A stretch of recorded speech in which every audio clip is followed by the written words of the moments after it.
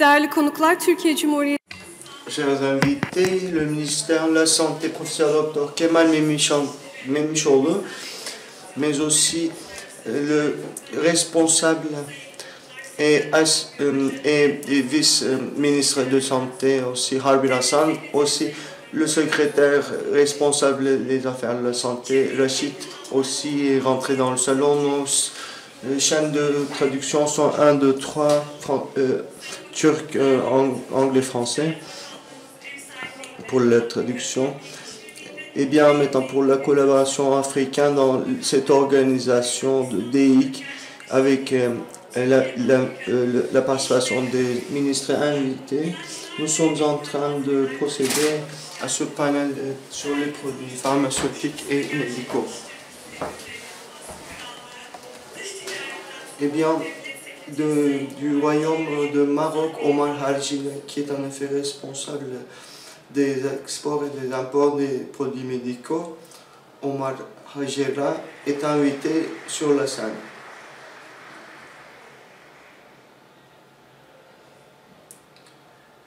En tant que responsable du commerce extérieur.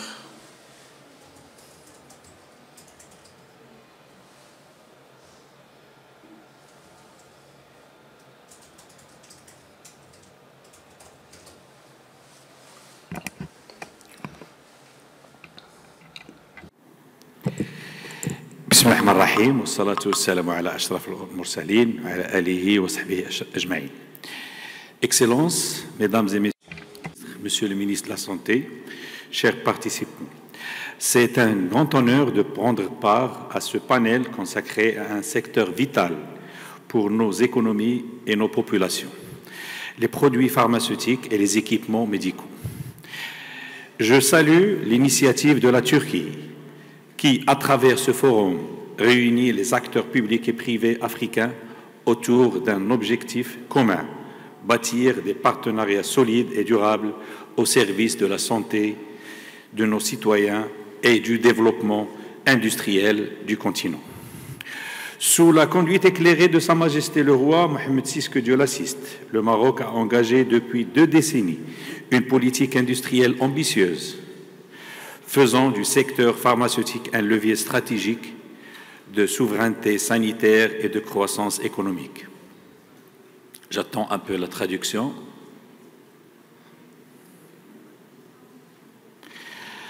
Donc je disais que ce secteur représente aujourd'hui la 2e activité chimique de notre pays.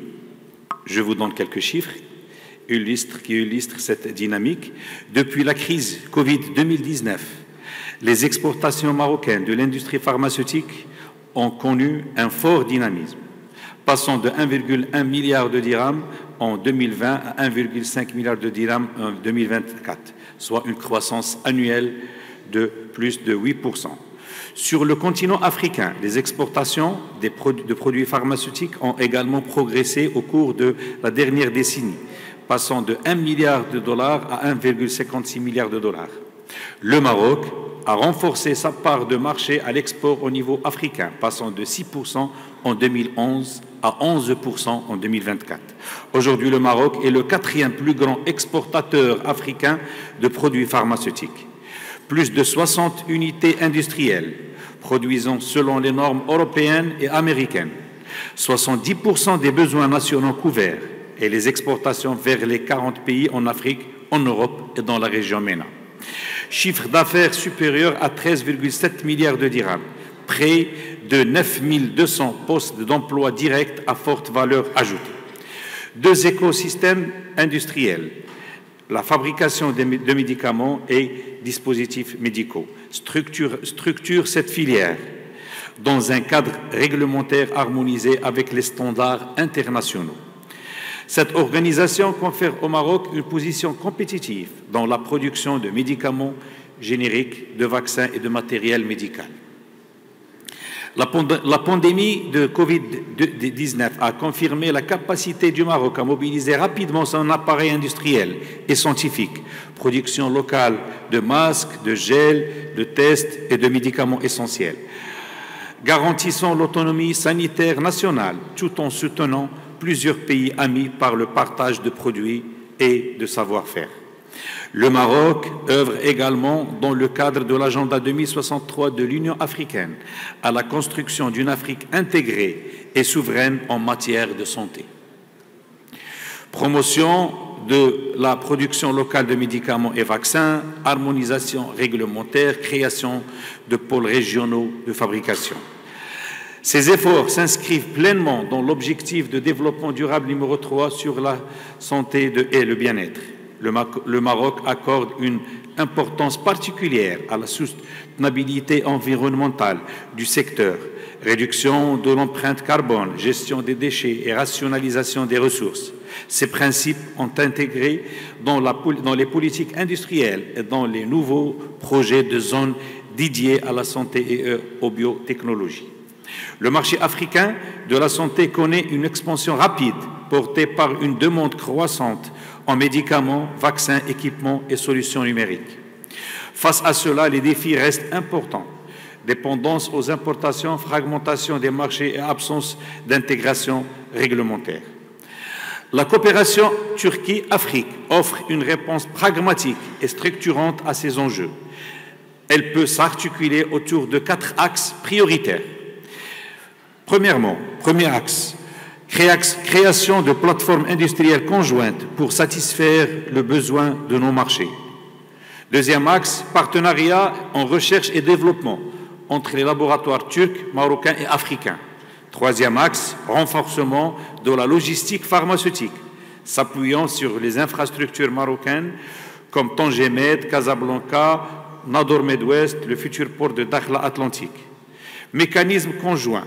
Quatrième axe, de financement et d'investissement, notamment pour les start-up de la santé et de la biotechnologie. Ces actions peuvent être portées par des partenariats publics-privés et appuyées par un cadre institutionnel favorisant le transfert de savoir-faire, la reconnaissance mutuelle des certifications et la facilitation de l'accès au marché. Je ne peux conclure mes propos sans réaffirmer la pleine disponibilité du Maroc à travailler avec la Turquie et avec les partenaires, nos amis africains, pour bâtir une industrie pharmaceutique africaine intégrée, résiliente et innovante. En conjuguant nos atouts, nous pouvons renforcer notre souveraineté sanitaire commune et faire de la santé un moteur de développement durable pour l'ensemble de notre cher continent. Je vous remercie pour votre attention.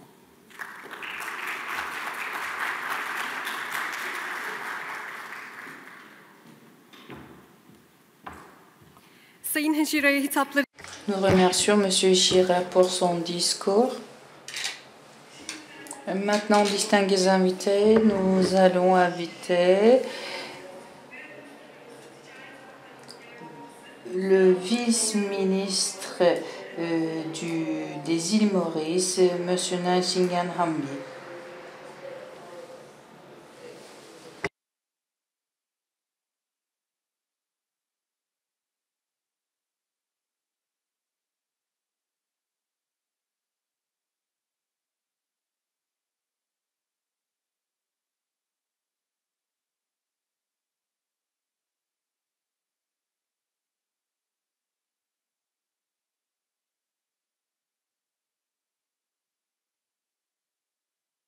Monsieur Nshingan Hambi Rajan est le vice-ministre des Affaires étrangères, de l'intégration régionale et du commerce international de la République de Maurice.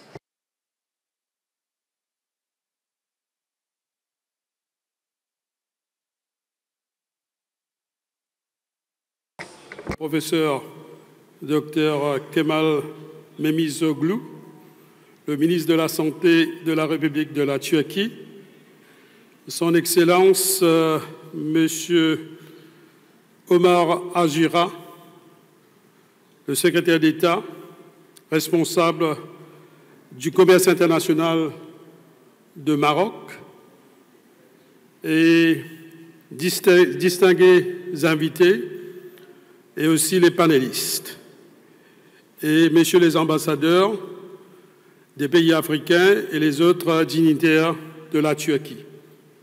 C'est un plaisir pour moi d'être présent ce matin pour vous brosser un tableau de l'industrie pharmaceutique à Maurice et aussi de notre secteur médical à l'île Maurice. And allow me at the very outset, I just express myself. Au début, j'ai pris la parole avec un autre professeur, docteur Omar Bolat, qui présidait la séance plénière. Et encore une fois, nous avons l'honneur d'avoir un autre professeur qui est présent ici avec nous. Pourquoi je le dis? Parce que je suis moi-même, je fais partie de l'université des îles Maurice. J'étais un professeur de droit à l'université des îles Maurice. Je suis vraiment très ravie avec ma délégation. J'ai 2 collègues qui m'accompagnent, mais nous avons aussi des collègues du secteur privé. Nous avons d'autres Mauriciens qui sont avec nous. Nous sommes les décideurs politiques, mais nous avons des hommes et des femmes d'affaires qui ont une prise sur le terrain. C'est très important de les avoir à nos côtés. Nous sommes ravis d'être dans ce beau pays. Vous êtes au croisement du Moyen-Orient, de l'Asie centrale et de l'Europe. Vous êtes un très grand pays. Les îles Maurice est un tout petit point dans l'océan Indien, mais du point de vue de la civilisation, nous sommes aussi comme vous, un creuset. Nous avons différentes cultures, différentes religions. Et c'est la beauté des îles Maurice, c'est aussi la beauté de Turquie. Et donc, j'aimerais profiter de cette occasion de participer donc à ce forum, mais il ne s'agit pas ici d'un simple forum d'affaires, c'est aussi une plateforme pour l'amitié, la solidarité et pour faire les choses de façon équitable et durable. Et nous devons noter que les îles Maurice, donc ce petit point, souhaitent faire les choses de façon durable et équitable. Nous nous sommes positionnés comme le Singapour en Asie. Dans les 20-25 dernières années, nous nous sommes positionnés comme un hub pour l'Afrique. Mais les îles Maurice, c'est l'Afrique. On est dans l'océan Indien, mais nous sommes vraiment très très fiers d'être africains, en particulier moi. Dans la plupart du temps, je passe mon temps en Afrique. Les îles Maurice sont géographiquement, mentalement, culturellement africaines. Et donc, je crois que pour nos hommes et nos femmes d'affaires qui sont ici présents dans le secteur pharmaceutique, dans le secteur médical, nous devons faire les choses de façon durable et équitable. Oui, vous devez avoir des affaires, mais on ne peut pas... Nous ne pouvons pas transformer un modèle médical, un modèle d'affaires.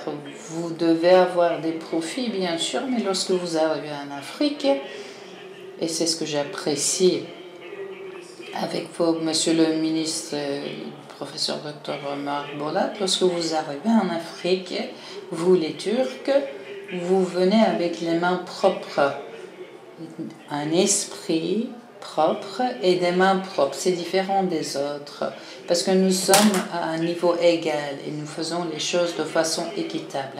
Maintenant, j'aimerais revenir sur la recherche scientifique. Qu'est-ce que nous avons vu? Nous avons vu le Covid. Cela a été une sorte d'événement défiant pour l'humanité.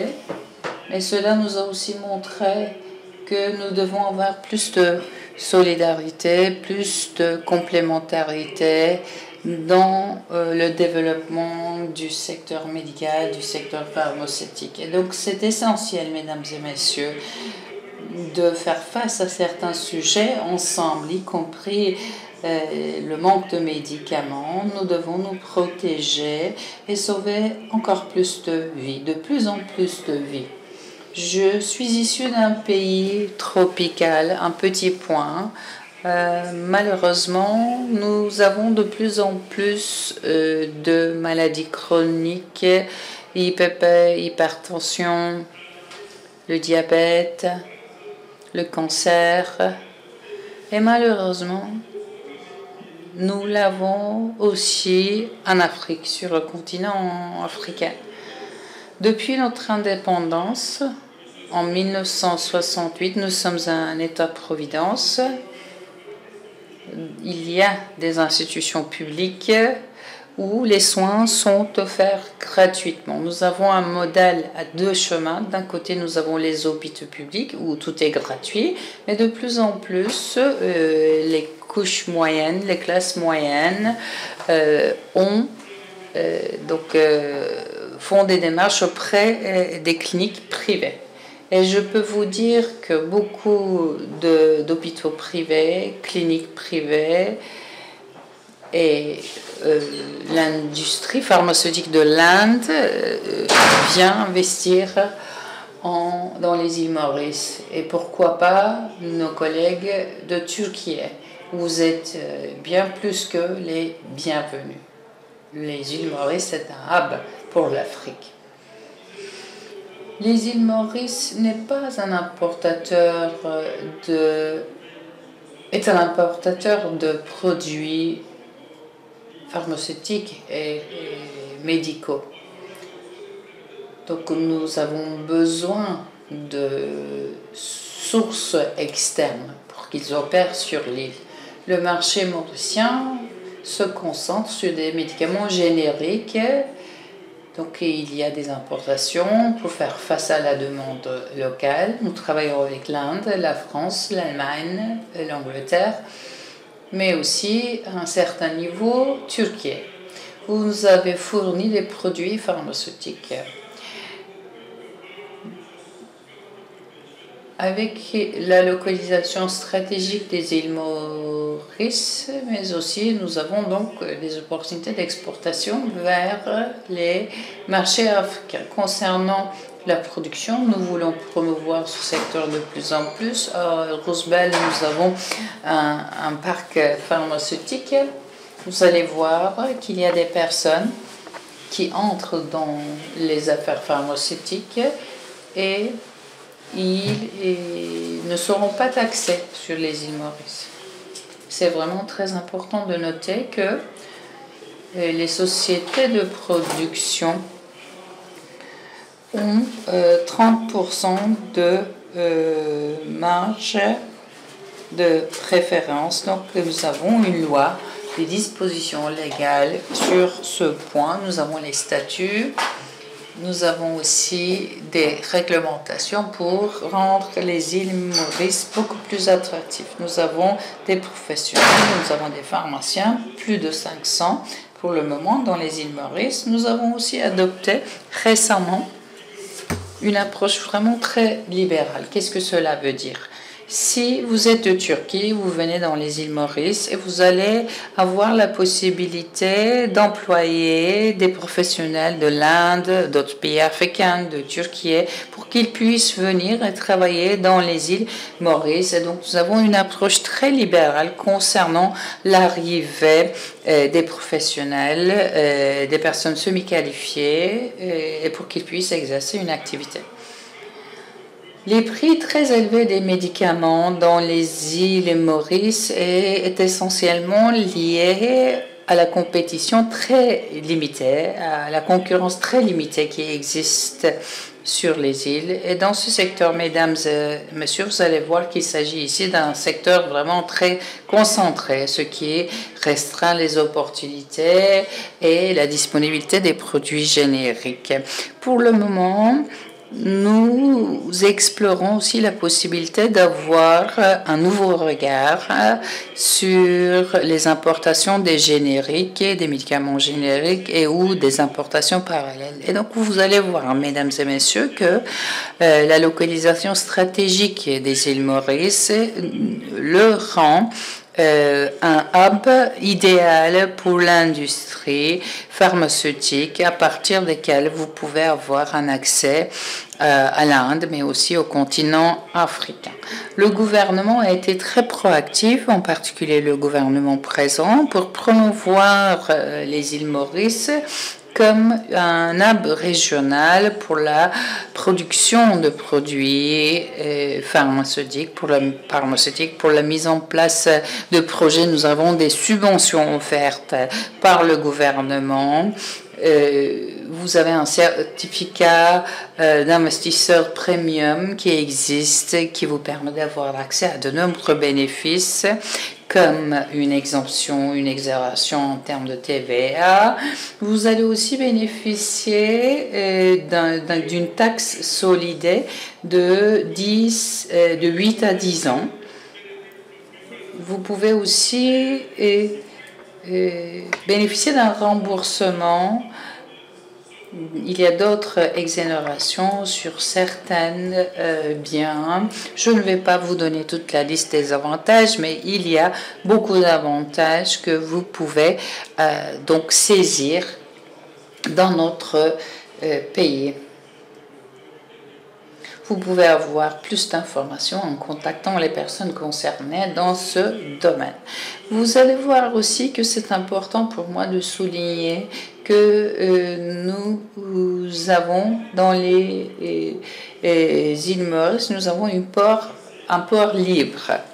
Je vais vous donner un exemple concret. Vous amenez vos produits semi-finis et si vous êtes conforme à la règle du pays d'origine, nous, les îles Maurice, nous sommes membres de COMESA et de SADC. Il y a très peu de pays qui sont à la fois membres de COMESA et de SADC. Il y a quelques semaines, j'ai eu l'opportunité de participer à une réunion en Égypte et nous avons négocié, nous allons signer un accord avec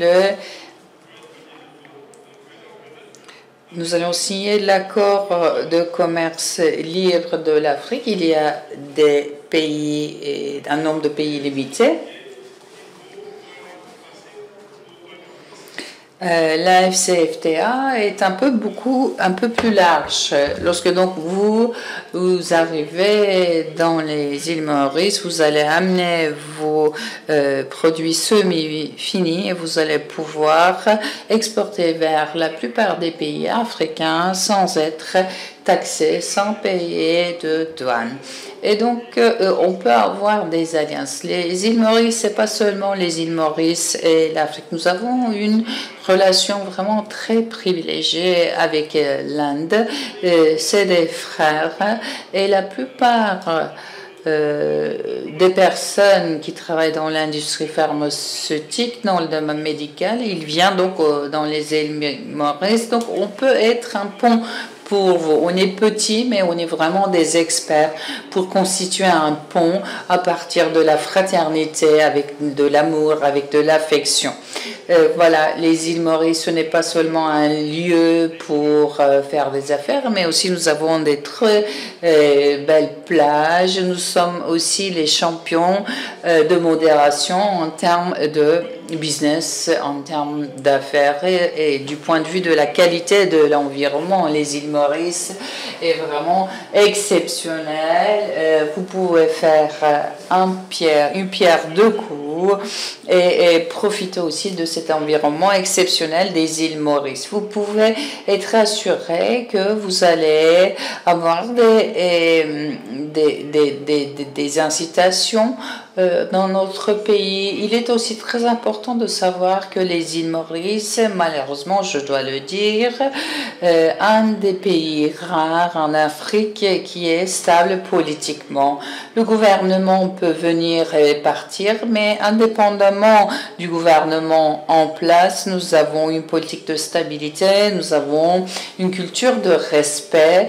Vous pouvez être sûr que vous pouvez faire des affaires de façon permanente avec une stabilité politique exceptionnelle.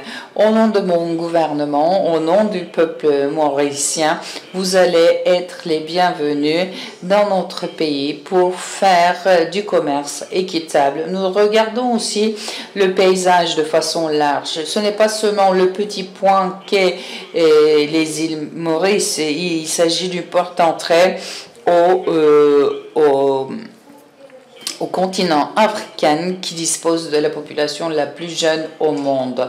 Je suis sûre que certains d'entre vous, maintenant dans la pharmacie et dans l'industrie de la pharmacie, vous ne connaissiez pas les îles Maurice, mais vous connaissez maintenant les îles Maurice du point de vue de tout ce qui concerne le fait de faire un pont, de créer des collaborations. Nous allons faire des affaires ensemble avec amour et affection. Merci beaucoup.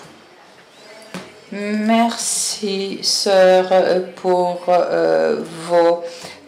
votre discours, monsieur le vice-ministre. Maintenant, nous invitons le ministre de la Santé de la République de Turquie, professeur Dr Kemal Memişoğlu. Monsieur le ministre, à vous la parole.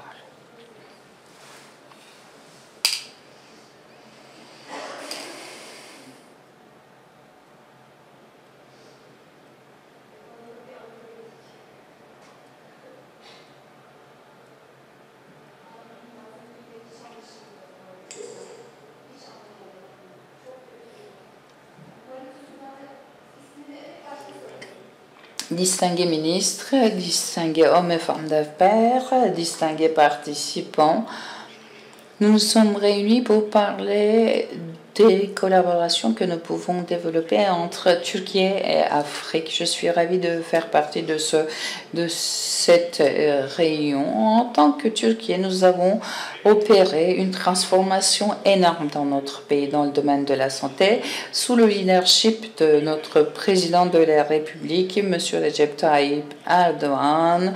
Nous avons adopté la vision de la Turquie et de Turquie saine. Actuellement, avec nos hôpitaux municipaux, avec notre système numérique, avec notre approche qui met en avant les soins préventifs, nous avons un système de santé qui est montré du doigt, qui constitue un exemple au niveau mondial.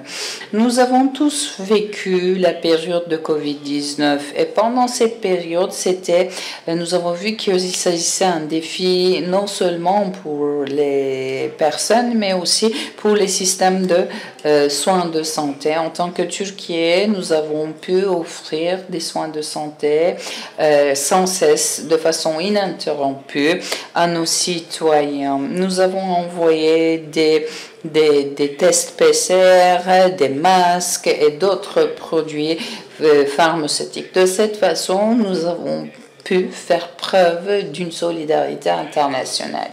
Distingués membres de la presse, distingués participants,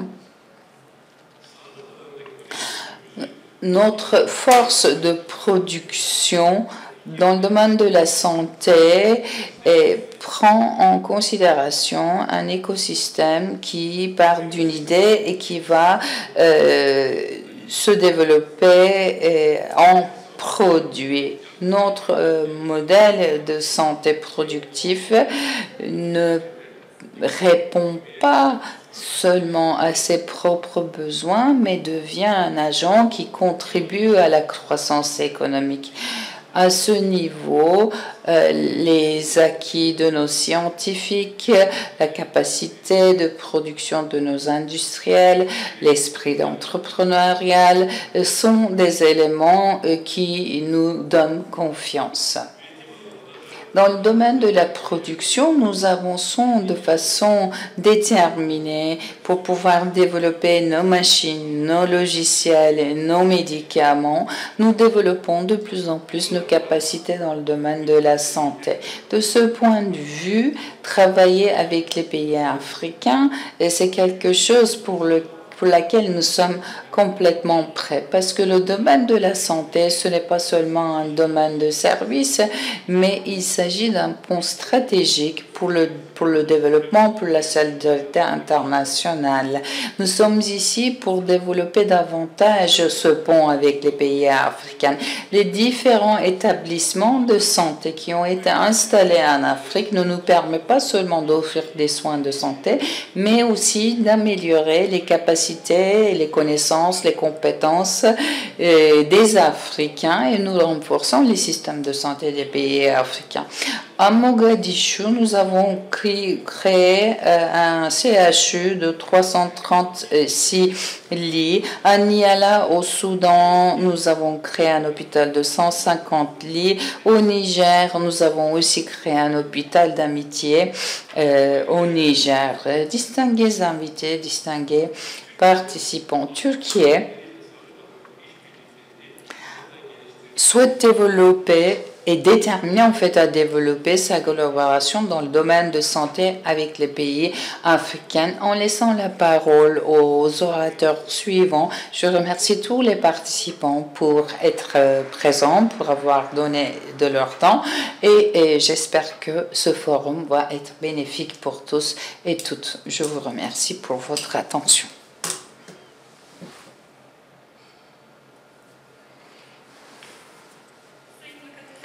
Nous remercions Monsieur le ministre de la Santé pour son discours. Distingués invités, nous allons continuer avec le panel de produits pharmaceutiques et de médicaments. Nous invitons Professeur Dr Khaled Dabi, le PDG d'Ultrateb. Nous invitons Dr Hanigton Biarugaba, directeur de City Ambulance Group, Afrique de l'Est, Dr Ouzjan Bulbul, président du groupe des ressources humaines, relations institutionnelles et durabilité de Abdi Ibrahim. Et nous avons aussi Dr Mouaz Moukaddim qui va être présent dans ce panel. Nous les invitons sur scène.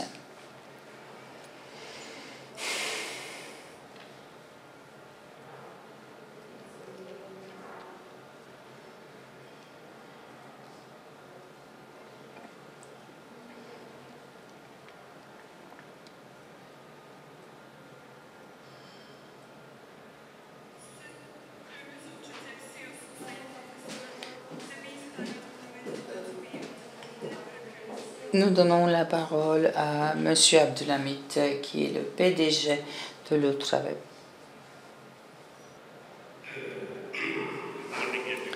Bonjour à tous et à toutes. J'aimerais tout d'abord me présenter. Je m'appelle professeur Khaled Dabi. Je suis un urologue en retraite et actuellement, je travaille dans différents domaines. J'ai 3 sociétés qui sont actives dans différents secteurs des soins de santé. Je suis le président des services et des industries de santé de COMESA et dans les pays d'Afrique. Je vais vous expliquer ce que nous faisons. Dans les 2 dernières années, ce que nous avons fait, nous avons cartographié les problèmes de santé en Afrique et le résultat est le suivant. Dans le passé, l'Afrique faisait face lutter contre les maladies contagieuses. Les maladies contagieuses étaient de l'ordre de 70%. Donc, après 20 ans de lutte contre les maladies contagieuses, ce sont les maladies non contagieuses qui sont en montée. Donc, nous avons 25% de maladies contagieuses.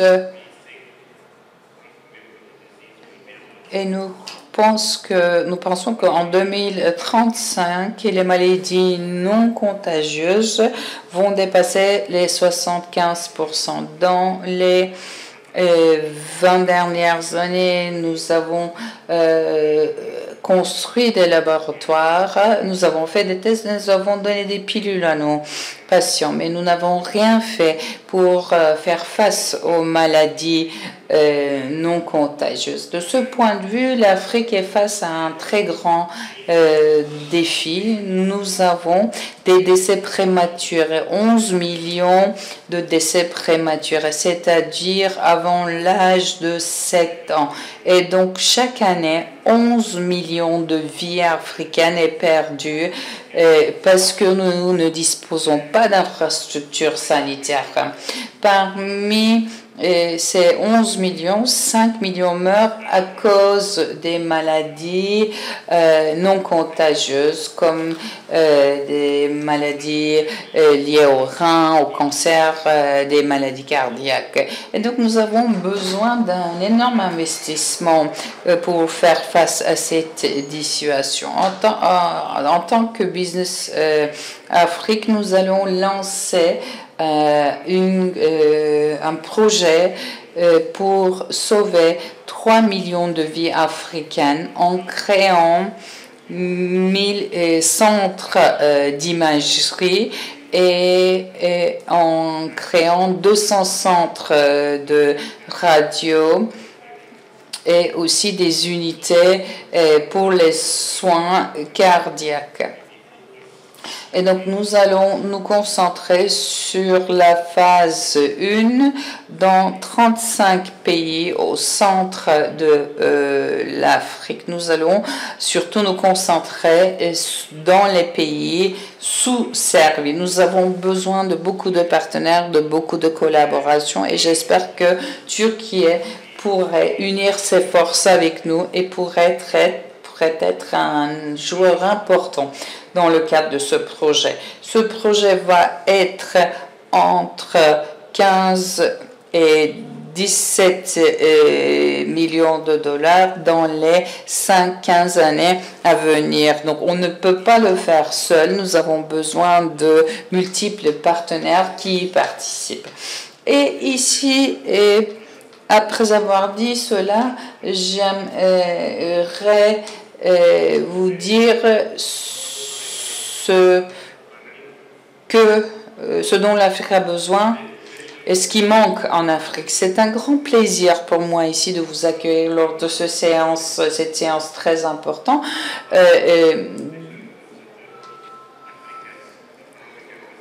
Nous sommes dans le cadre du 3e forum d'affaires économiques Turquie-Afrique.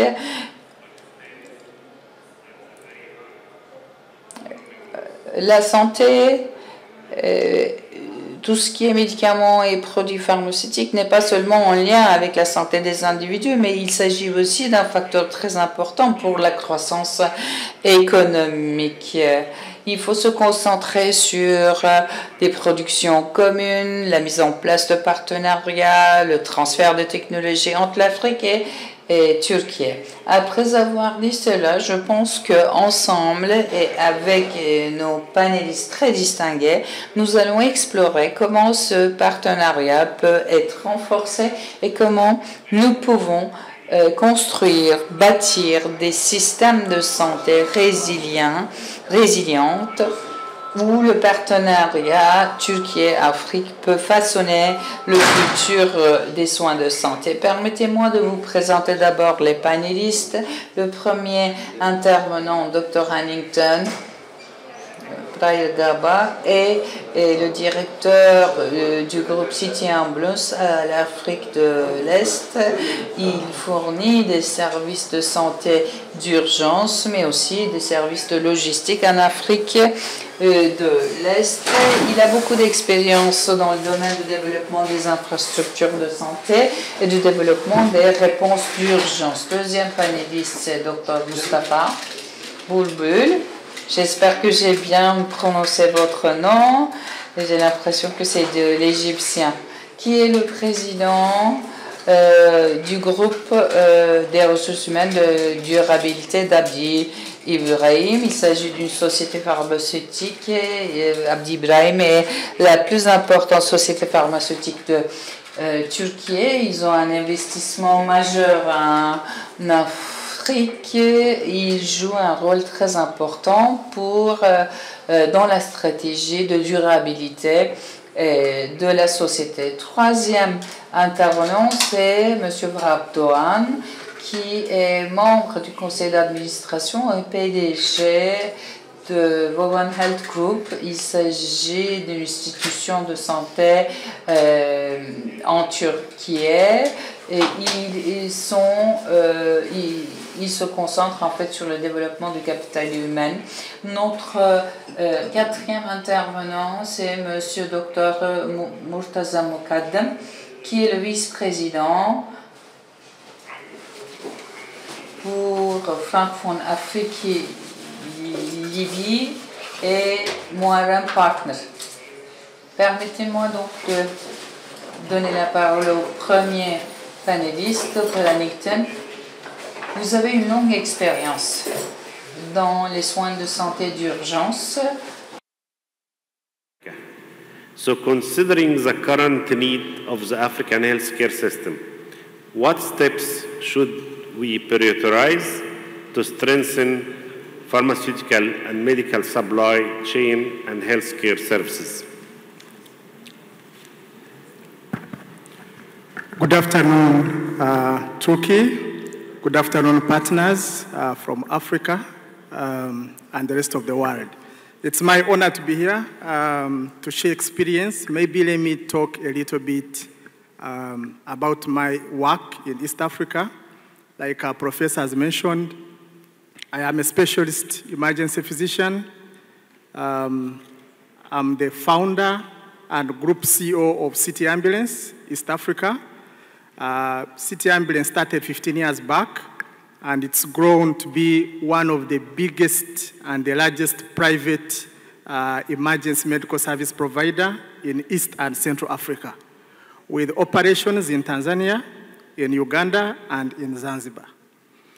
City Ambulance is both a service provider, and at the same time, we are a medical supplies contractor, engaging in big contracts with government, tender projects in infrastructure.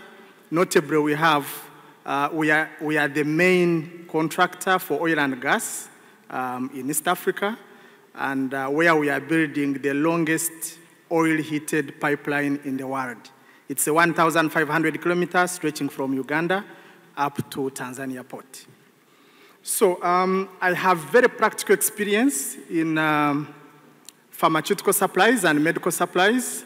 Like Professor has asked, the priority areas for strengthening pharmaceutical and medical supplies depend on collaboration and partnership. From the beginning, Africa needs quality supplies, quality pharmaceutical products. It needs to develop technology to supply these products. It needs partnerships in regulatory compliance to be able to make sure that we meet the standards that would be respected globally. It's an opportunity for Turkish companies to come and invest in supply chain with the advanced manufacturing and technology in Turkey. We need digital platforms that can help to monitor stockouts, that can monitor procurements. We need supplies to be able to reach the last person at the end of the mile, what we call the last mile logistics and delivery. For that to happen, we need to develop capacity to supply from the entry point to the last person. As you know, Africa, we still have challenges of power. We need solar systems that can be able to move our vaccines, solar-powered systems to move our vaccines to the last person. All these are areas of collaboration, opportunities for Turkish companies to come and invest in Africa to strengthen our pharmaceutical supplies and medical supplies. Thank you. Thank you very much, Dr. Harrington. Now, Dr. Mustafa Bulbul, you are leading one of the pharmaceutical companies that have strong investment in Africa, particularly in manufacturing and sustainability. How does this experience in pharmaceutical sector translate into the African market, and in which country your company is currently active, and what is the countries you are looking for in the future? Mr. Chairman, if you allow me, I prefer speaking Turkish to take advantage of using our host country. So I switched to Turkish, but we have the translation. Sayın Sağlık Bakanım, değerli bakanlar, herkese Abdi İbrahim adına selamlıyorum. Öncelikle bu soruya cevap verirken çok kısa Abdi İbrahim'den bahsetmek istiyorum. Afrika'daki planlarımızı sonrasında sizlerle paylaşacağım. Abdi İbrahim 113 yıllık bir aile şirketi, şu an 3. kuşak tarafından yönetiliyor. Yakında 4. kuşağa devredecek inşallah.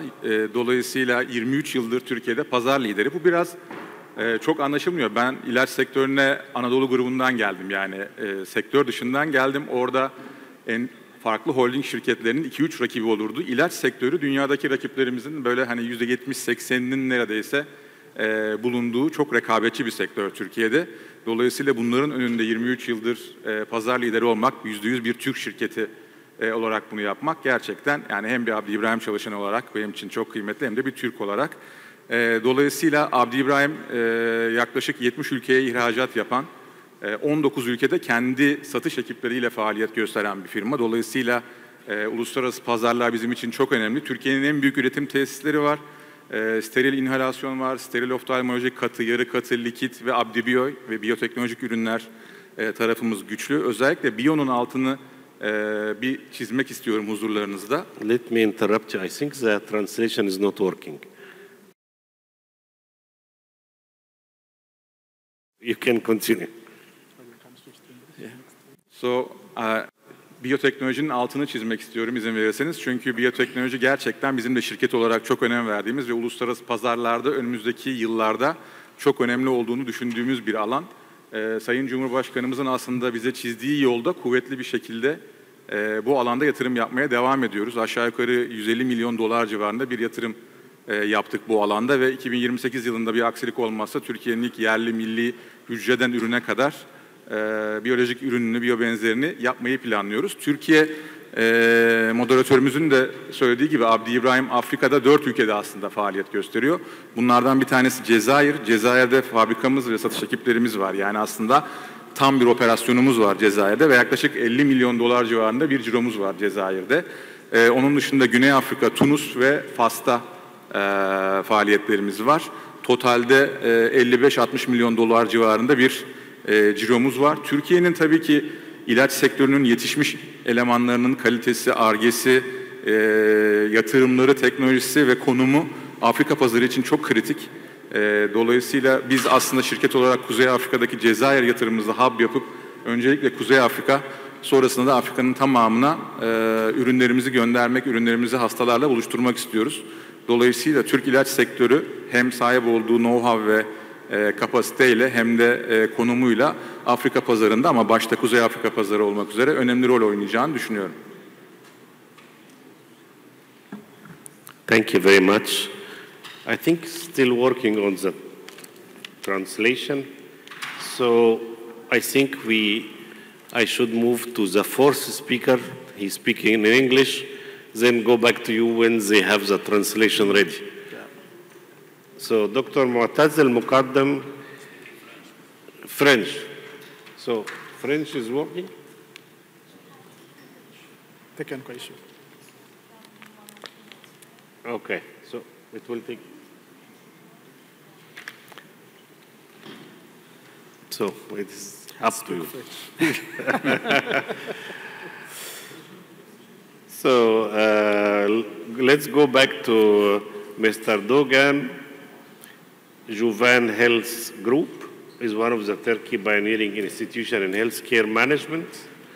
In your opinion, which area can Turkish healthcare institution contribute the most to strengthen healthcare management in Africa? We'll try to, if you can, each speaker reply in 3 to 4 minutes in order to can do all the questions. We still have 12 questions to be answered. Sayın konuklarımız, öncelikle hoş geldiniz. Ben 50 yıllık bir sağlık kurumunda çalışıyorum. 27 yıllık bir sağlık yönetimi meslek tecrübem var. Bunun 8 yılı üniversite hastanelerinde, 8 yılı kamu özel ortaklıklarında ve 8 yılı da özel hastanelerde oldum. 3 yılda da yeni kurumumdayım. Afrika'nın neye ihtiyacı olduğunu biliyoruz aslında. Şöyle biliyoruz, bizim en fazla hastamız Cibuti'den, Ruanda'dan, Nijer'den çok yüksek hastalarımız geliyor. Hatta ciromuzun 1/4'ünü yurt dışı hastadan aldığımızı söyleyebiliriz. Bu anlamda almış olduğumuz meslek tecrübesiyle Afrika'daki sağlık yapılanması üzerine en güzel yapılacak iş aslında bir sosyodemografik değerleri bir ortaya çıkartmak gerekir. Ve en büyük konunun da şu olması lazım. Merkezi yönetim ve örgütlenmenin aynı zamanda halkın hizmetlere ulaşmasını sağlayacak bir yapının olması gerekiyor. Buradaki en önemli konu personellerin bu anlamda yetiştirilmesi de en büyük sorunlardan birisi. Bu anlamda koruyucu tedaviye ağırlık verilmesi bu anlamda önemli. 2. aşamada medikal ve cerrahi yatışların olacağı, 3. basamakta da eğitim ve cerrahi yatışlarla birlikte medikal yatışların olduğu, hatta 4. basamakta da rehabilitasyon hizmetlerinin olduğu bir yapıyı kurmak lazım. Bu yapılaşmalara göre de yeni sağlık yapılarını oluşturmak lazım. Bunlar kendi içerisinde bizim aile hekimliği sistemi gibi, devamında devlet hastanelerimiz ve eğitim hastaneleri gibi yapılaşmalar olup, bu yapılaşmaların yanında bütün harcanan iktisadi ve sosyal kaynakların kayıt altında tutulacağı bir enformasyon altyapısına da ihtiyaç olduğunu bu anlamda düşünüyoruz. Bizden aldığınız veya beraber ürettiğimiz malzemelerin de kayıtların yapılması önemli olacaktır. Bu anlamda da Türkiye'de yeterli sayıda firma ve ortaklar vardır efendim. Teşekkür ediyorum.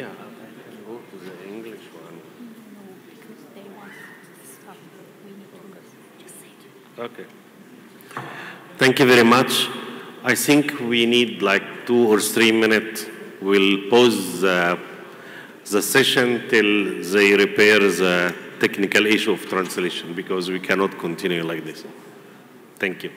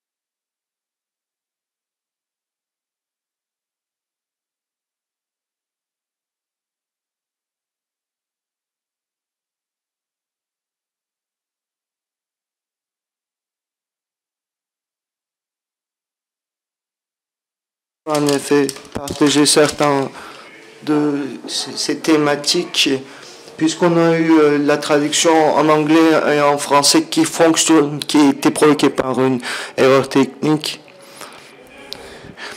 Donc, Monsieur a donné des services au niveau élevé, gouvernemental en Tunisie aussi. D'après votre expérience, comment il se peut la création d'une grande partenariat avec le secteur public pour localiser certaines offres et leur chaîne d'offres, que ce soit médicale ou pharmaceutique en Afrique?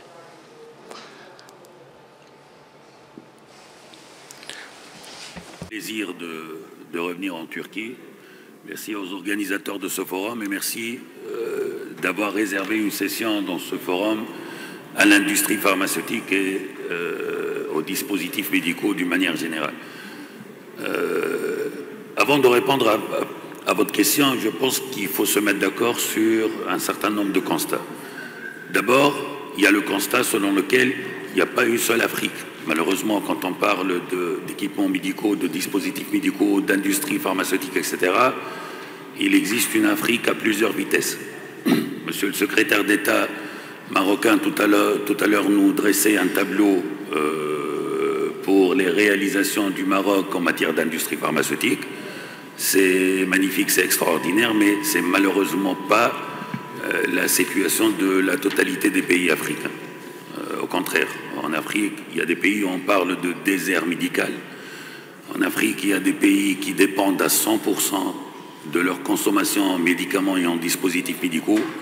Et donc, il est temps, je pense, à réfléchir à un modèle qui pourrait non seulement assurer les besoins de ces pays en médicaments, mais localiser l'industrie pharmaceutique au sein de ces pays.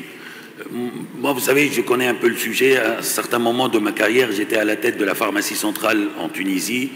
C'est une entreprise publique qui a le monopole de l'importation de tous les médicaments et les dispositifs médicaux de l'étranger et qui a également le monopole d'approvisionnement de toutes les structures de santé publique en Tunisie. Donc, c'est un modèle qui marchait assez bien, mais qui a aussi ses limites. D'où la nécessité, constatée par tout le monde, d'un partenariat avec le secteur privé. Et quand on dit partenariat, c'est-à-dire que on va se lancer sur un nouveau modèle avec des nouvelles règles. Dans un partenariat public-privé, l'État doit quitter son rôle ou de ne pas se limiter à son rôle classique de la création d'un environnement légal ou économique propice au développement des industries, notamment l'industrie pharmaceutique, mais à être dans un mindset, dans un état d'esprit de partenaire à part entière dans un projet économique. Il ne faut pas perdre de vue également que, bien qu'il s'agisse quand même d'une catégorie très spécifique de biens de consommation, qui sont les médicaments, ça va de la santé des gens, ça va même de la vie des gens, mais ça reste toujours un projet économique. Et un projet économique, en définitive, pour faire simple, ça doit dégager des bénéfices. Pour qu'il soit viable, pour qu'il soit durable, il faut qu'il soit rentable. C'est ça la logique. Et l'industrie pharmaceutique n'échappe pas à cette logique. Donc les PPP, je pense que c'est un must, c'est une obligation aujourd'hui. Et pourquoi les PPP? Tout simplement, et pour faire rapidement, parce qu'on pourrait consacrer tout un panel à cette question. Vous savez, aujourd'hui, les PPP présentent un avantage considérable par rapport aux autres formes d'approvisionnement classique, notamment les marchés publics, et que c'est un montage institutionnel et contractuel que les parties pourraient manipuler à leur guise. C'est-à-dire qu'ils présentent une souplesse extraordinaire qui ne se trouve pas dans d'autres formes d'approvisionnement, et encore une fois, les marchés publics qui sont connus pour leur rigidité. Donc les PPP, oui, mais de quel PPP on parle? Aujourd'hui, on a tendance à se limiter à deux parties, c'est-à-dire l'État, la partie publique d'un côté, et l'industriel qui va apporter son savoir-faire, etc. Malheureusement, il y a une partie souvent négligée dans les PPP, c'est la partie du financement. Et je le dis pour l'avoir vécu, le mode de financement classique, c'est-à-dire les emprunts bancaires, par exemple, ne sont pas du tout adaptés à la réalité de l'industrie pharmaceutique. C'est pourquoi ces PPP doivent inclure également un financeur, un investisseur chargé du financement, notamment des fonds d'investissement qui seraient directement impliqués, concernés, intéressés par ce projet, et que chacun des trois parties assume son rôle, l'État en tant qu'actionnaire, l'industriel privé en apportant son savoir-faire et l'organisme de financement qui va prendre parti au risque, qui sera intéressé également, contrairement aux banques qui, pour elles, que le projet fonctionne ou pas, indépendamment de la réussite du projet, elles seront remboursées. Pour terminer très rapidement sur cette question, nous pensons que l'État aussi, ou les États africains doivent faire un peu plus pour pouvoir localiser les industries pharmaceutiques chez elles. Tout à l'heure aussi, monsieur le vice-ministre des Affaires étrangères de l'île Maurice nous parlait des avantages octroyés par son État aux industriels qui souhaiteraient s'implanter en île Maurice, et on parlait notamment de la marge préférentielle de 30%. Et je pense que c'est aussi magnifique, mais ça reste vraiment insuffisant. Vous savez, il y a des législations aujourd'hui qui réservent un certain pourcentage de la demande publique, de la commande publique à une catégorie socio-professionnelle, enfin les PME, les CMAG, etc. Je pense qu'il faudrait aussi sauter le pas et faire exactement la même chose avec l'industrie pharmaceutique si on veut que les industriels viennent et soient localisés dans nos pays africains. Merci.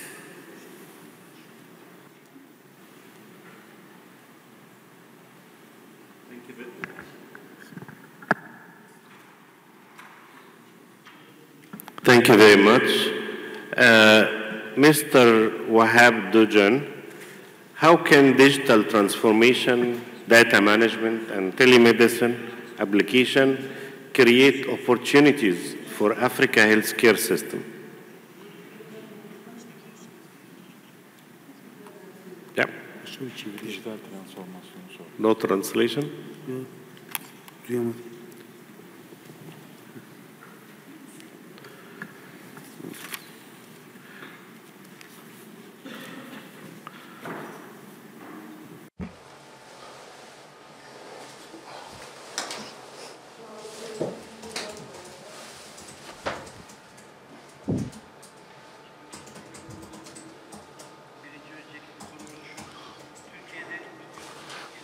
Donc l'information digitale déjà est importante puisqu'il y a plus de 500 hôpitaux publics en Turquie. Aussi, nous sommes aussi passés au système médical et des docteurs de famille, médecins de famille, donc avec plus de 900 hôpitaux.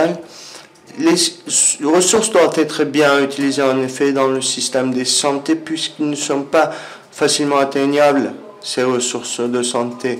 La première proposition que nous ferions comme conseil, il y a des entreprises d'application logistique très importantes parmi nous. En général, nous faisons les registres des productions, mais aussi la dernière date de consommation vont être contrôlées pour le stockage et les inventaires aussi doivent être informatisés.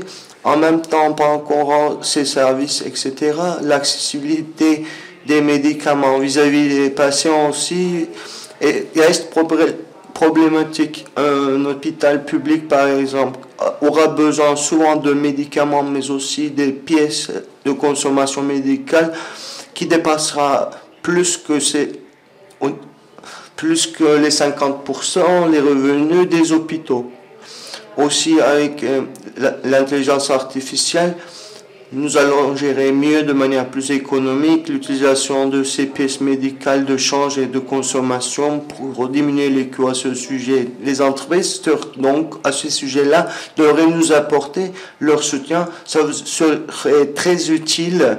Il faut que vous bénéficiez de cela, avec aussi e-puces, cardiaque, etc., et aussi avec des applications comme ça, nous avançons avec de nouvelles pas. On a des médecins jeunes aussi qui s'adaptent bien à la digitalisation. Ma femme aussi est un médecin, je vois bien qu'elle utilise très bien.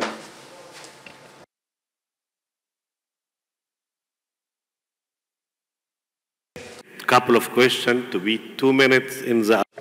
Nous allons avoir 2 minutes pour répondre aux questions, sinon nous n'allons pas pouvoir traiter toutes les questions. Dr. Ellington, comment le rôle du secteur privé sanitaire évolue en Afrique après la pandémie et dans quel domaine le partenariat public-privé a produit les résultats les plus efficaces? Vous n'avez que 2 minutes pour répondre à cette question. Je vais résumer. Merci beaucoup, monsieur le professeur. Après la pandémie, nous avons joué un rôle plus central. Nous avons commencé à travailler avec le gouvernement et les grandes organisations pour développer la santé, la couverture universelle.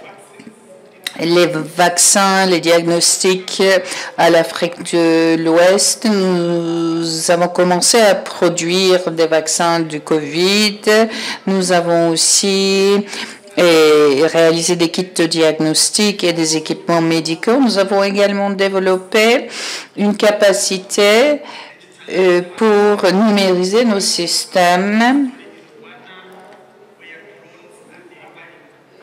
Nous avons des drones pour fournir les vaccins et d'autres produits aux utilisateurs finaux. Tout cela est le résultat de la pandémie de Covid. Nous avons maintenant un rôle de leadership dans la santé. Merci pour avoir respecté le temps. Maintenant, je vais donner le parole à Dr. Moustapha Boulboul. Le monde entier se concentre sur les ODD. Comment Abdi Ibrahim intègre la responsabilité environnementale dans la production et aussi l'impact social dans vos stratégies? Je m'excuse parce que j'ai parlé en turc et j'ai donc modifié le système. La durabilité est importante pour nous. Nous sommes dans la liste CDPA depuis 2 ans. Nous sommes la seule société pharmaceutique et nous avons donc un objectif de net zéro en 2050. Nous sommes la seule société pharmaceutique aussi. Cet objectif est critique pour nos marchés, les marchés dans lesquels nous voulons entrer et nous considérons qu'il s'agit d'un point de différence. Du côté de OTC, du côté des vitamines, actuellement, nous avons un produit que nous souhaitons utiliser, un biopolymère dont 25% est issu des noyaux d'olive. Nous avons ce type d'emballage durable que nous utilisons parce que les noyaux d'olive, c'est un déchet et ce déchet devient un produit dans le cadre d'une économie circulaire. Aussi les déchets de café. Nous avons un autre emballage biopolymère que nous souhaitons utiliser dans nos crèmes. En Afrique, nous savons que le café, c'est un produit important pour certains pays et les déchets de café est un produit, est une matière première efficace pour développer, pour faire du polymère, des emballages polymères. Et donc, notre durabilité est importante et elle va continuer à être importante dans l'exportation et dans les marchés internationaux. Cette innovation est vraiment très importante pour l'Afrique. Nous avons besoin de beaucoup d'innovation pour pouvoir conserver l'environnement africain. Monsieur Dogan, comment la Turquie et donc son expérience dans le développement des ressources humaines et la formation médicale peut être partagée avec les différents pays africains? Vous avez 2 minutes. Notre point le plus fort, ce sont nos ressources humaines. En Turquie, ce que nous faisons en premier, c'est de former. Et vous ne pouvez pas donner de la justice à une population qui n'a pas été éduquée. Nous avons des infirmiers, beaucoup de médecins. Nous avons énormément de médecins et d'infirmiers. Nous avons au total 3 millions de personnes qui sont actives dans le secteur de la santé. Et j'ai parfois des propositions de l'Irak et d'autres pays nous demandent des informations sur la gestion des centres de santé. Je leur demande ce dont ils ont besoin. Ils nous disent qu'ils ont besoin de ressources humaines, ils ont besoin de personnel qui serait capable d'utiliser les différents produits médicaux. De ce point de vue, nous sommes un pays très riche et nous faisons la formation des formateurs. Nous avons les lycées médicaux, nous avons les hautes écoles de la santé et donc des professeurs vont partir dans ces pays et vont former des personnes là-bas. En Irak, un hôpital de 500 lits, 50% du personnel de cet hôpital est issu de Turquie et le 50% restant va être des employés irakiens. Et ils font les contrats de 5 ans. Des contrats de 5 ans, à partir de 4 ans, ce personnel va être formé. Et il y a un autre sujet, c'est le manque biomédical. Un jour, j'étais en Azerbaïdjan, on faisait une visite biomédicale et j'ai vu que tous les appareils de laboratoire avaient les couverts.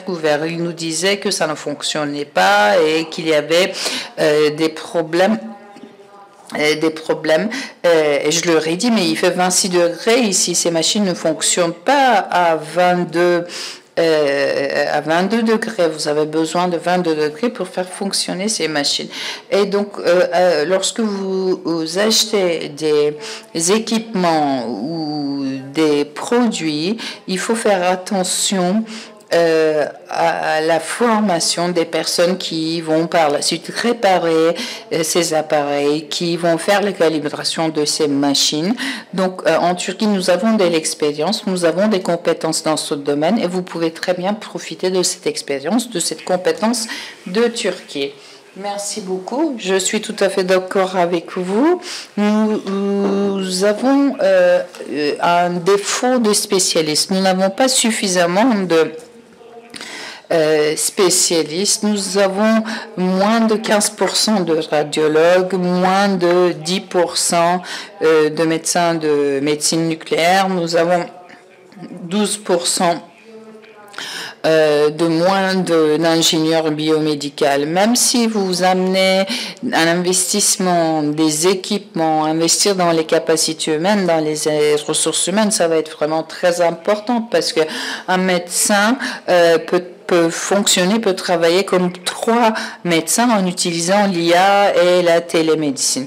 Docteur, maintenant nous allons parler de l'harmonisation réglementaire parce que l'harmonisation réglementaire est un défi très important dans le cadre de collaboration transfrontalière. Quelles sont les politiques, quels sont les cadres gouvernementaux qui peuvent faciliter la collaboration entre les pays africains et avec des partenaires comme la Turquie dans le secteur pharmaceutique?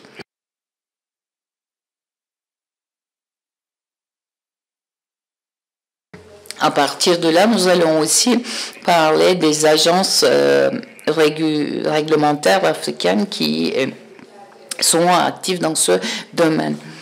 Enfin, vous savez que l'un des fléaux les plus destructeurs, je dirais, pour l'industrie pharmaceutique en Afrique, c'est cette question de fragmentation réglementaire. Chaque pays possède son propre système d'enregistrement, de certification, de contrôle qualité. Le plus souvent, il s'agit de petits marchés. Donc, un industriel qui voudrait s'installer dans ces pays doit faire la même procédure dans chaque pays, avec le plus anecdotique, je dirais, est que la quasi-totalité de ces pays ont des capacités en termes de contrôle de médicaments de laboratoires nationaux de contrôle des médicaments très limitées. Ce qui fait que pour un industriel, l'obtention d'une AMM, une autorisation de mise sur le marché, ça va de 3 à 5 ans. Et ça va au-delà même pour un certain nombre de pays. Donc, la solution, je pense que la solution, c'est vraiment cette question d'harmonisation. On ne va pas réinventer le monde non plus. Les Européens l'ont fait. Ils l'ont fait depuis longtemps. L'Agence européenne des médicaments joue un rôle crucial dans cette question. On a créé à notre tour l'Agence africaine des médicaments qui ne fonctionne pas ou ne fonctionne pas très bien du moment jusqu'à aujourd'hui. Mais je pense que la solution réside dans l'intégration régionale. Il faut encourager une harmonisation réglementaire au niveau des concentrations régionales et en Afrique, ça existe. Enfin, la CEDEAO, l'Union du Maghreb arabe, l'Union économique et monétaire ouest-africaine, etc. La solution, c'est d'encourager, c'est de pousser, c'est de financer cette intégration réglementaire au niveau des espaces de concentration géographique. Une fois que c'est fait, il faut créer des passerelles entre ces différents espaces pour aboutir à terme à une harmonisation réglementaire africaine en matière de médicaments. Thank you very much. I think it's work in progress. Nous pensons qu'il s'agit d'un travail en cours parce que AMA, donc l'Institut réglementaire pour l'Afrique, est en cours de construction. Il travaille avec les Européens. Je vais vous poser une question avant de vous quitter.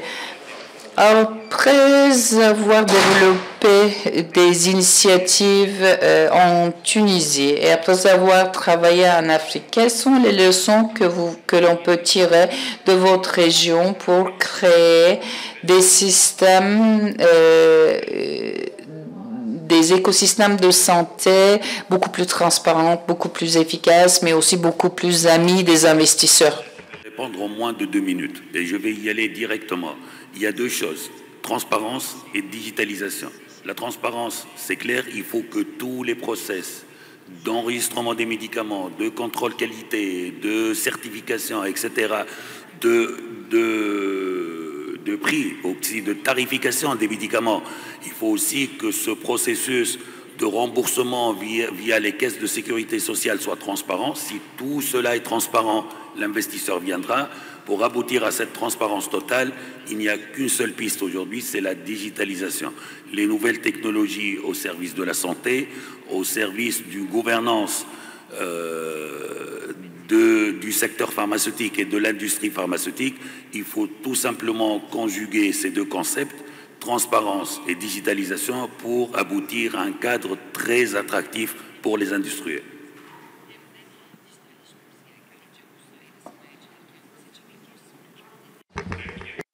Merci, merci, merci beaucoup. Je pense que vous l'avez très bien dit et vous l'avez dit en bien utilisant votre temps. Dr Hannington, quel est le modèle de coopération comme la production commune, transfert de technologie? Quel est le modèle qui a été le modèle le plus durable du point de vue du partenariat avec les sociétés turques? Merci, monsieur le professeur. Je suis sûr que mes collègues turcs, mes partenaires turcs, voudraient avoir une réponse très directe à cette question, mais malheureusement, il n'y a pas un seul modèle qui fonctionne indépendamment des autres. Ma réponse serait la suivante. Donc, un modèle hybride. Pour pouvoir créer un partenariat durable, nous devons avoir à la fois une production commune, les réseaux de distribution doivent être communs, il faut aussi qu'il y ait un transfert de technologie. Nous avons besoin de joint ventures, des spécialités qui ont été créées en Afrique de l'Est. Donc nous avons besoin de la formation des ressources humaines qui sont en place.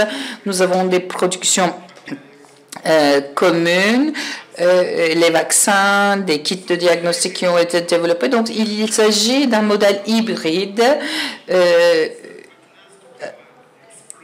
Ce n'est qu'ainsi que nos collègues turcs peuvent venir explorer et décider ce qui fonctionne le mieux pour eux. Merci beaucoup. Donc, nous allons donner la parole à Dr Behlul.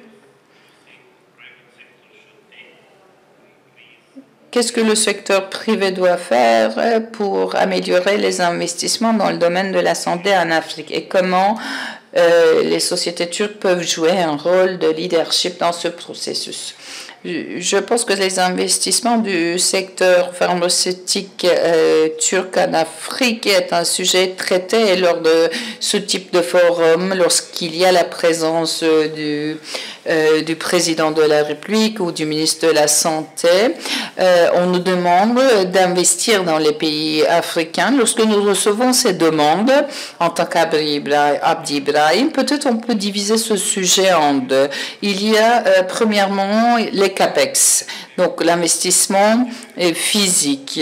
Ce que les États attendent, c'est d'avoir en fait des incitations financières, des incitations fiscales. Deuxièmement, comme nous sommes dans le secteur pharmaceutique, bien que ce soit notre propre site de production localisé dans le pays africain, si nous n'arrivons pas à avoir les certificats pour les commercialiser, ces produits, cela pose un grand problème. Il y a des pays africains dans lesquels nous sommes en attente d'obtenir la certification depuis l'autorisation de vente, en fait, depuis 5-6 ans. Donc, bien que nous ayons créé une usine là-bas, nous ne pouvons pas commercialiser les produits manufacturés localement. Donc, il faut qu'il y ait une harmonisation du point de vue de la réglementation. Dans les pays africains, ce sont les médicaments les plus chers et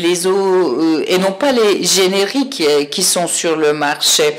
Les durées d'autorisation de commercialisation jouent un rôle, les durées d'obtention d'autorisation de commercialisation est vraiment un obstacle pour nous. Il y a 8-9 unions différentes. Par exemple, si j'ai une autorisation de vente en Égypte ou en Algérie, il faut que cette autorisation de vente puisse être valide dans les autres pays de l'Afrique aussi. Dans ce cas-là, on peut commercialiser des médicaments qui ont des prix intéressants dans tous les pays africains. Donc, je donnerai cette réponse à double pilier. Donc, vous vous enregistrez dans un pays, cela vous permet de vendre dans 53 pays. Monsieur Doan, dans quel sous-secteur spécifique vous voyez le meilleur potentiel de croissance dans le cadre de la coopération sanitaire entre Afrique et Turquie? Merci beaucoup pour cette question. Bien sûr, pendant que je travaillais dans les hôpitaux, dans le cadre de projets publics-privés, j'étais un directeur général dans un hôpital où nous utilisions 4000 tonnes de sérum. Et donc, il faut réfléchir sur le stockage, sur différents aspects. Lorsque je regarde dans les hôpitaux et je vois que les équipements qui sont utilisés le plus, ce sont les gants, ce sont les vêtements qu'ils mettent dans les blocs opératoires, les vêtements stériles, etc. Je pense que le premier sujet qui représente un avantage en termes de croissance, ce sont tous les produits secondaires comme les gants, comme les masques, comme les chemises dans les hôpitaux. Donc tous ces produits secondaires. Et je pense aussi que tous les produits d'alimentation saine vont constituer un domaine de croissance important. Ce que je vous conseillerais, c'est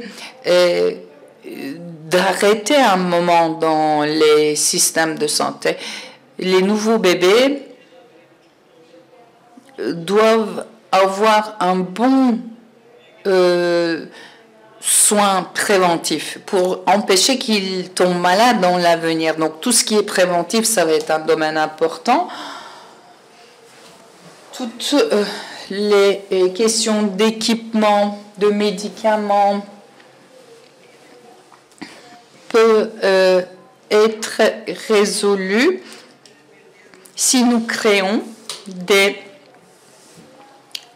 centres, des laboratoires dans les pays africains. Et les laboratoires sont particulièrement importants parce que ce n'est pas seulement en faisant une consultation que vous pouvez poser une diagnostic. Vous avez besoin des laboratoires, vous avez besoin des tests. Et donc, il faut créer des petits centres d'imagerie, ou des petits laboratoires. C'est une façon intelligente d'utiliser les ressources qui existent. Merci beaucoup. Je suis tout à fait d'accord. Le diagnostic, l'imagerie, c'est vraiment très important. Nous avons 45 pays qui n'ont pas de médecine nucléaire du tout.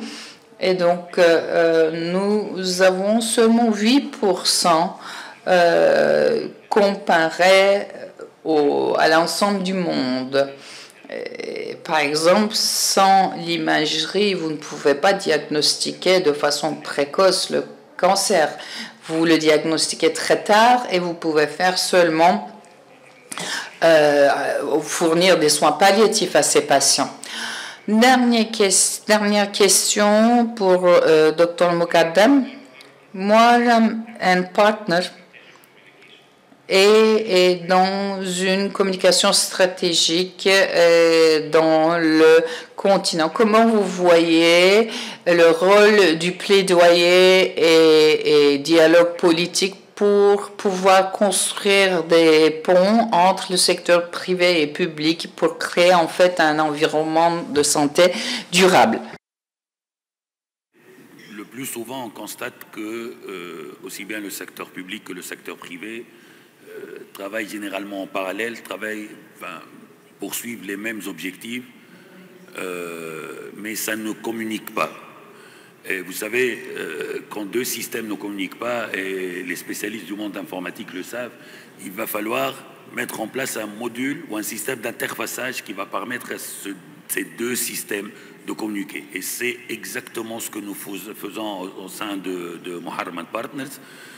On essaye de faire communiquer ces deux sphères publiques et privées en facilitant l'accès de chaque sphère à l'autre, en facilitant les échanges et en expliquant aussi la vision de chacune des deux parties à l'autre partie. Et ça, c'est très important. C'est très important que ces deux mondes communiquent.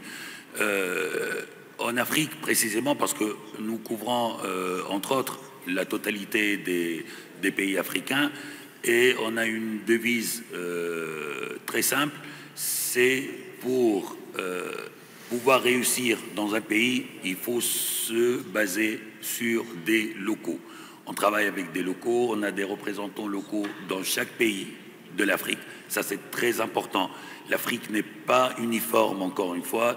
Il y a des traditions qui diffèrent, il y a un mindset qui diffère, il y a toute une culture qui diffère d'une région à l'autre, voire même dans le même pays, parfois d'une zone à l'autre, ces choses-là sont complètement différentes.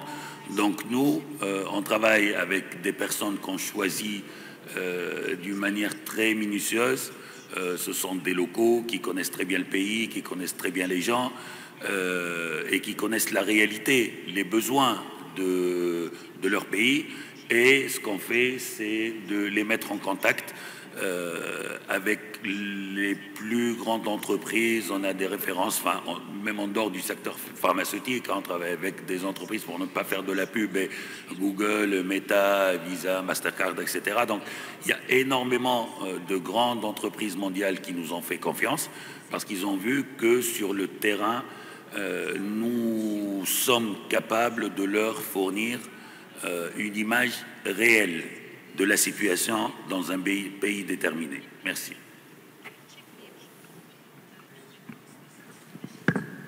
Thank you very much. Merci beaucoup. En connaissant votre partenaire, en connaissant votre consommateur, votre client, vous pouvez donc garantir le succès.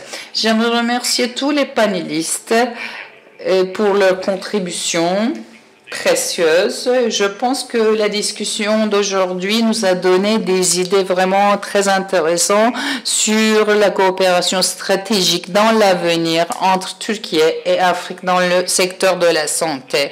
Turquie va continuer à contribuer au développement des soins de santé en Afrique, non seulement en tant que fournisseur, mais aussi en tant que partenaire réel et investisseur, et en tant qu'acteur qui offre une technologie, qui transfère la technologie. En concluant ce panel, j'aimerais remercier tous les participants et j'espère que le Forum d'affaires et économique 2025 va nous permettre de mettre en place des partenariats nouveaux, des partenariats réels qui va améliorer, qui va renforcer la collaboration entre Turquie et Afrique. Merci pour votre temps. Distingués invités, nous avons donc terminé notre panel. Nous souhaitons prendre une photo de famille. Thank you very much to our moderator and our panelists. And if our other guests are here, diğer bakanlar hepsi çıktı galiba. O yüzden anons etmeyeceğim.